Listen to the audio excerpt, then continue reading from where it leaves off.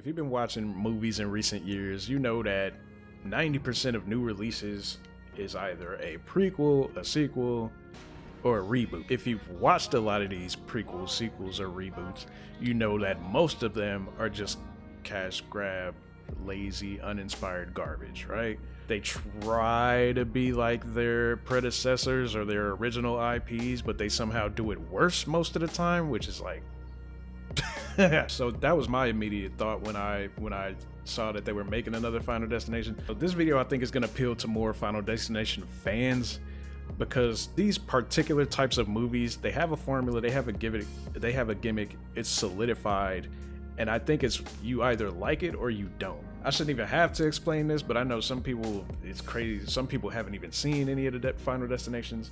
That formula is the same for every single destination. One person has a vision, a premonition of everybody around them dying, and then that person saves those people, and then the rest of the movie, they all just die one by one. So yeah, I'm a Final Destination fan, man. I've seen every single one of them. It's not like they're groundbreaking cinematic movies, you know what I mean? They got this, the first one laid down the blueprint for the formula and the gimmick that they use for every single Final Destination movie after that. This new Final Destination subverts expectations in a lot of good ways, actually. They kind of tweak the formula that we're all used to with Final Destination. I'll start out with the negatives because there's not a lot to say.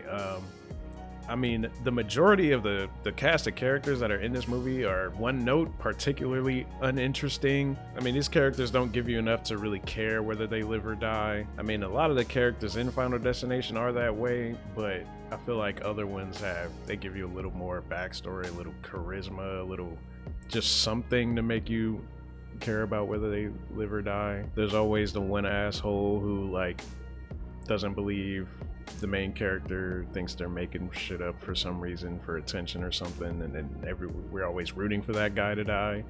In this case, that character is the most interesting one in the entire movie. Even the main character isn't really that interesting. She has a backstory, like she abandoned her family or something because they had went through a traumatic experience or whatever, but you can basically look at this character as a vehicle for exposition instead of like actually caring about this character, because she's not particularly interesting at all. I mean, how invested are you trying to become in a Final Destination character anyway, right? You know they're all gonna die by the end of the movie, so can't really knock it for that. But as far as the positives go, so here's my response to somebody who told me that the plot and the characters were lame. I agree that most of the characters are uninteresting, but the plot was never a staple in the franchise. Like, you're not really going to a Final Destination movie for the plot. Like, okay, the plot has to do with the formula, the gimmick.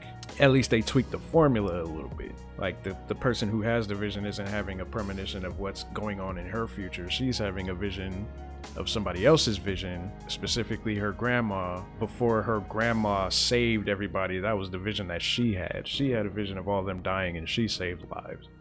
And now our main character in this movie is having a vision, like she's having her grandma's vision.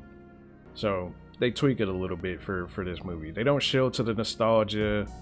They don't throw in legacy characters for no reason or reference other movies to the point that is detrimental for the new movie. Like in certain sequels and reboots, they gotta, remember this from the old movies. They don't really do that with this movie. This is a completely new movie. They don't throw in any legacy characters. The only character to really make a comeback in this movie is the log truck. And I feel like the log truck, the log truck only comes back around. They needed something, right?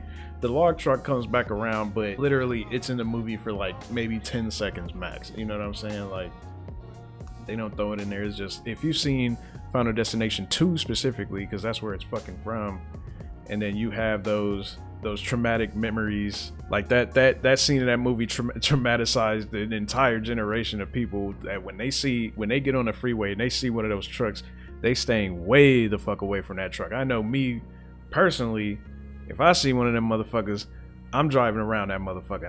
I'm going all the way to the left and going around that motherfucker, bro. One of the lasting impacts that you get from the Final Destination movies are they take regular things that people do, like people like us do every day, maybe getting on a bus, getting on a plane, going, not me personally, but going to a tanning salon, sitting in a drive-through, going to the gym. Like, they make all of these regular things that normal people do every day scary. Like, you could potentially die from a freak accident at some regular place, in a car accident, a plane accident, construction site failure. You know, that's that's part of the point of the Final Destination movies. It was a bit more tongue-in-cheek. Like, I feel like the people who made this movie are fans of the older Destinations. They also know, like, it feels like when you watch the movie, the creators of this movie know how ridiculous the whole formula and the gimmick is, like the whole death coming after you thing is in general. So they just kind of have more fun with it, but it doesn't go too far away from the actual, like, how serious Final Destination takes itself. It's just like, hey, we know that you know that we know that you know that these movies are ridiculous. So they kind of play on that in a good way. You can do that in a bad way, but they do it in a good way in this movie. There's no go. Okay, one thing that really pisses me off when it comes to Final Destination movies, and they had a lot of this in the first one, and I believe like maybe the fourth and fifth one, but they have a lot of ghost devil telekinesis. Like when death is coming for somebody, things just start literally moving to places where they need to be so that the tragedy can happen, instead of just like that person's own stupidity getting them killed. Like I think the worst example of it is the fucking water that comes out in the first death, in the first fucking Final Destination. Water or gel or some shit comes out of the fucking toilet and makes the character slip and fall into the tub so he can get strangled by the whatever the fuck that was, like the shower hook or whatever the fuck that was. Like, and then after he dies, the water like slides back into the toilet. Like, that kind of shit is trash. Like, that kind of Final Destination shit is trash. But when they set it up to where, oh, here's a bunch of, like, in the new movie, and I'll say this one because this death is in the trailer. They're at the barbecue outside, and it's just a combination of multiple things that they set up to build tension. And they do this in all the Final Destinations, but most of the time it's like they don't move. Like the ghost devil or whatever doesn't move anything. It's just them making tiny mistakes, like putting a beer bottle next to the edge of a table and then having somebody else come over and put a bowl there, knock the beer off. The beer falls on the fucking whatever that machine was that was filling up with air or whatever the fuck. It looked like a vacuum, but I don't know what it was. Maybe it was like a leaf blower or some shit. So it turns on the leaf blower, and then the leaf blower turns on, and the hoses are in a bunch of tools and shit. So the tools move. You know what I'm saying? Like it's a what do they call that shit? The domino effect of just this person's stupidity and the dumb shit the dangerous shit that they have set up just coming back to kill them. Like, and then what you think is gonna happen, like what you think is gonna kill them, is not what actually kills them. And that's like the surprise and what makes the Final Destination movies good. A lot of that in this movie is that, like most people's, mostly I would say it's those people's stupidity. A lot of the death scenes in that movie, or in the new movie, why do I have these on? Instead of having just things move magically, a lot of the time what will happen is somebody will close a door that will jiggle the wall and something will fall off the wall, like a picture frame or something that's just hanging on the wall that would fall off and then activate something else or knock something else over, and then that would set up the trap. And that happens like 3 or 4 times in the movie. So I was like, okay, they're gonna use it, like, it makes more sense than just something magically moving. But I don't know how many times you want to use the same excuse to set up a kill, you know what I mean? But it's not that bad though. At least there's something there that looks more realistic. Like, yeah, you can slam a door and then something can fall off a wall. That makes more sense than the shit just moving magically or whatever. Another positive, they finally give Tony Todd's character a whole backstory, and it actually it's full circle. It relates to the plot. Like the main character's grandma saved Tony Todd's life, so he had death coming after him. That's why he knew all the stuff that he knew. He wasn't just some random dude who knew death's plan. He experienced it, so they made it make sense. And then they gave him a little, he gets his last goodbye. It's a send off. He obviously looks, sickly and like he was going through it, but they give him like a nice final word send off. Hey, what? You see a cockroach? Go find him.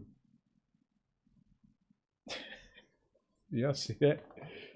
You see a cockroach? Go find the bug. Go kill it. But yeah, they give him a nice send off. He gets his final words in, and he reinforces the themes of the movie, which I feel like they could have explored a little more in all of the Final Destinations, which is we're all gonna die. We have no idea when, we have no idea how, but you gotta appreciate what that time you have up until then. And him being sick and him actually dying in real life, after his character says all this, appreciate what you have, appreciate the time you have. And then him going out, what I'm saying? It's bittersweet. It's bittersweet. It's poignant, and just gives the movie just another emotional punch. You know what I mean? Another punch to the gut. Yeah, I mean, in comparison to all the other prequels, sequels, and reboots that we've had the past couple of years, it doesn't disappoint. Especially if you're a Final Destination fan and you know what you're getting when you watch these movies. It does better than, especially the last couple of sequels, like 4 and 5. It does some things that are way better. They tweak the formula in a way that works. The sense of humor is there. It makes sense for especially Final Destination fans, just on how ridiculous the movies are and the gimmick is. It's more tongue in cheek.